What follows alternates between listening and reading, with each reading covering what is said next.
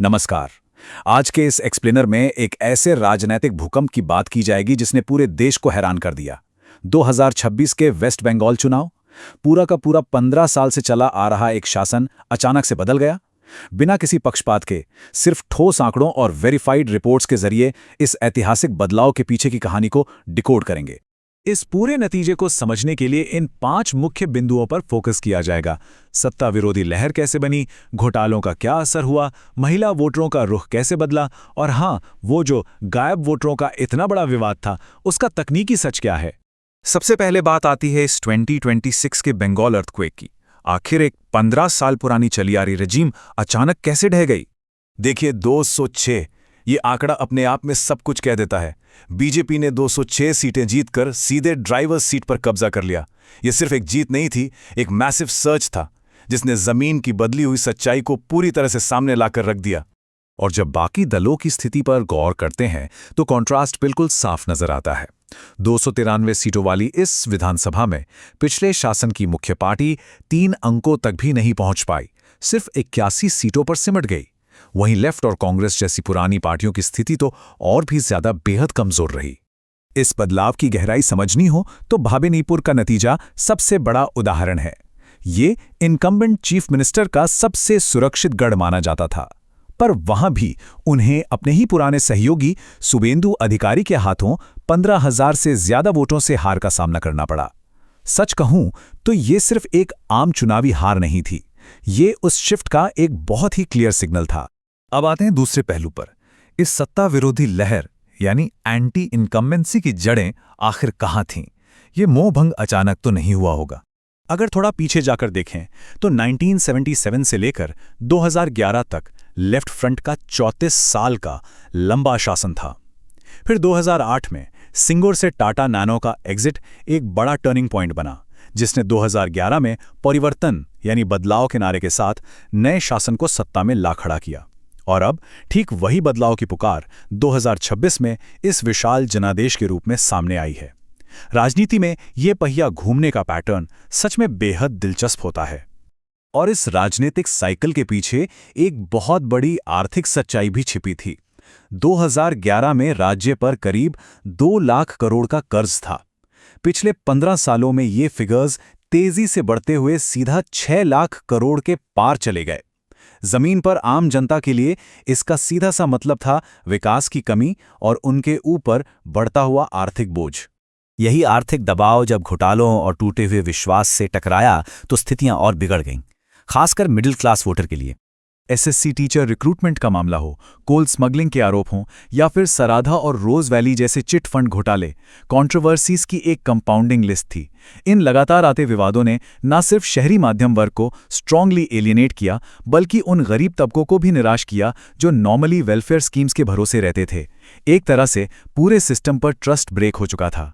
50 करोड़ रुपए SSC recruitment probe के दौरान जब सेंट्रल एजेंसीज ने इतनी बड़ी नकद अमाउंट बरामद की तो न्यूज़ चैनल्स पर दिखने वाले उन नोट की गड्डियों के विजुअल्स ने पूरे देश में सनसनी मचा दी। जमीन पर गुस्सा कितना बढ़ गया था, ये उसका एक बहुत बड़ा ट्रिगर पॉइंट था। इस नाराजगी को कोलकाता के एक वोटर में बहुत ही सटीक शब्दों में बयां किया था। उनका कहना था कि शायद वो इतनी भ्रष्ट नहीं है, लेकिन हम आखिर वोट किसे दे रहे थे? हम हर सीट पर उनके गुंडों को वोट दे रहे थे। ये एक ऐसी साइलेंट रिजेंटमेंट थी, लोकल लेवल पर होने वाली दादागिरी के खिलाफ एक ऐसी दबी हुई आवाज जिसे ज्यादातर पॉलिटिकल पंडित्स बिल्कुल मिस कर गए थे। अब आगे बढ़ते हैं एक ऐसे डेमोग्राफिक शिफ्ट की तरफ जिसने पूरे चुनावी नक्शे को ही पलट कर रख दिया, द विमेन्स वोट। देखिए, एक वक्त था जब कन्याश्री और लक्ष्मीर भंडार जैसी स्कीम्स ने फीमेल वोटर्स की बहुत स्ट्रांग लॉयल्टी एंश्योर की थी, पर इस बार आम जमीन पर रियलिटी अलग थी। संदेशखाली और आरजी कर हॉस्पिटल जैसे बेहद ट्रैजिक इंसिडेंट्स के बाद महिलाओं की प्रायोरिटी पूरी तरह शिफ्ट हो गई। वेलफेयर स्कीम्स अपनी जगह रह गईं और वुमेन सेफ्टी एक ओवरराइडिंग सबसे बड़ा मुद्दा बनकर उभरा। विपक्ष ने इस सेफ्टी नैरेटिव को बहुत स्ट्रांगली चैनलाइज किया। उन्होंने इन घटनाओं को एक शिक्षित सिस्टम की नाकामी की तरह पेश किया। एकदम डायरेक्ट इंपैक्ट यहां देखा गया। संदेशखाली की विक्टिम रेखा पात्रा ने हिंगलगंज से और आरजी कार विक्टिम की मां रत्ना देवनाथ ने पानीहाटी से बेहद निर्णायक जीत हासिल की। ये चुनाव आम लोगों के लिए उन ट्रेजेडीज पर एक सीधा जनमत संग्रह, एक रेफरेंडम बन चुका था। और अब आखिर में उस टॉपिक पर आते हैं जिसने सबसे ज्यादा हेडलाइंस बनाई, द मिसिंग वोटर्स कंट्रोवर्सी। इस टेक्निकी चुनावी गणित के पेज को समझना बहुत इंटरेस्टिंग है। या सर, यानी स्पेशल इंटेंसिव रिवीजन का मुद्दा सेंटर में था। बेसिकली चुनाव से पहले इलेक्शन कमीशन ने वोटर लिस्ट को डीपली रिवाइज किया और इसमें लगभग 9 मिलियन यानी 90 लाख नाम लिस्ट से हटा दिए गए। क्रिटिक्स ने तुरंत आरोप लगाया कि ये मैसिव डिलीशंस पॉलिटिकली मोटिवेटेड थे और इनके जरिए एक खास वोटर बेस को निशाना बनाकर नतीजों को इंजीनियर किया गया है। लेकिन थोड़ा रुक कर अगर इसका सांख्यिकीय डेटा देखा जाए तो सच थोड़ा अलग नजर आता है।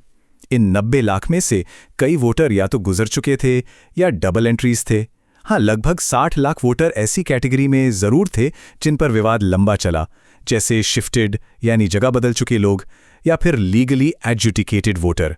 पर सवाल ये था कि क्या इन नंबर्स ने सच में पूरा नतीजा पलट दिया? इस सवाल पर इकोनॉमिस्ट देबराज रे ने एक बहुत डिटेल स्टैटिस्टिकल मॉडल पेश किया जिसे हीरोइज्म डायल्स कहा गया। इसमें अलग अलग काउंटर फैक्चुअल सिनेरियोज टेस्ट किए गए। मकसद सिर्फ ये देखना था कि अलग अलग वोटर टर्नआउट और वोटिंग प्रेफरेंसेस के कॉम्बिनेशन पर इन गायब हुए वोटरों का फाइनल सीट शेयर पर प्रैक्टिकली क्या इम्पैक्ट पड़ता। रिजल्ट बेहद क्लियर था। तकनीकी तौर पर अगर हटाया गया हर एक वोटर सच में पोलिंग बूथ पर आकर वोट करता और 100% वोट किसी एक पार्टी के स्ट्रिक्टली अगेंस्ट ही कास्ट होता, तभी जाकर मेजॉरिटी फिगर में 10 सीटों का नुकसान हो सकता था। लेकिन ऑब्वियसली रियल वर्ल्ड में किसी भी टारगेट ग्रुप का 100% टर्नआउट और 100% एक तरफा वोटिंग होना प्रैक्टिकली और एम्पिरिकली असंभव है।